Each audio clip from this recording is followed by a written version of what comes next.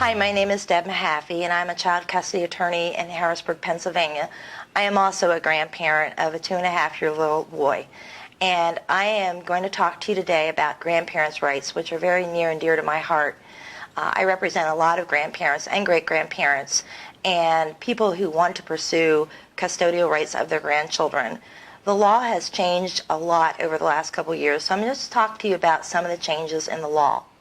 Currently, if a grandparent or a great-grandparent wishes to pursue custody rights of their grandchild or great-grandchild, they must file a petition with the court, unless the parents will agree to sign a stipulation for the grandparents to assume custody.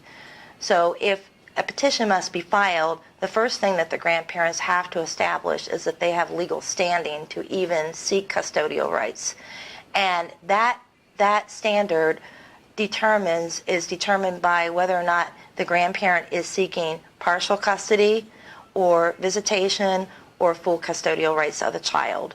If a grandparent is seeking partial custody or even visitation, all they need to establish is that the child's parent, one of the child's parents, is deceased, and the grandparent or great-grandparent of that deceased parent is the one who's petitioning.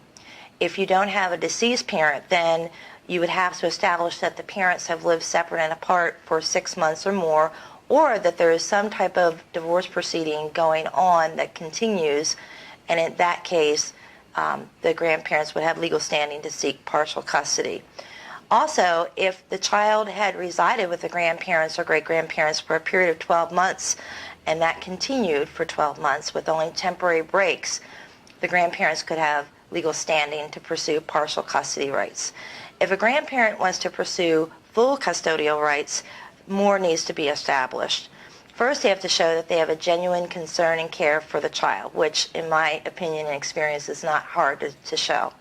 Then they have to show that the relationship began with the consent of the parents.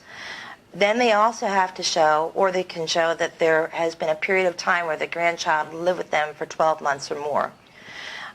The grandparent can also establish standing for full custody if they show that the child's been subject to neglect or abuse by a parent, or if the child's been deemed dependent by a juvenile court.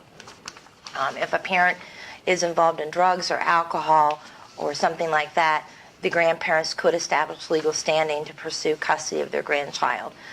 In all honesty, the Grandparent Visitation and Custody Act can be confusing, so it's very important that if you're a grandparent or great-grandparent that wants to seek custodial rights, that you consult with an experienced attorney who can help you determine whether or not you have legal standing, and if so, what you need to put in your court documents to have the best chance of getting the relief that you're seeking. If you have questions and you're a grandparent, feel free to give me a call at 717-774-1357 or go out to our website at www.heinemlaw.com.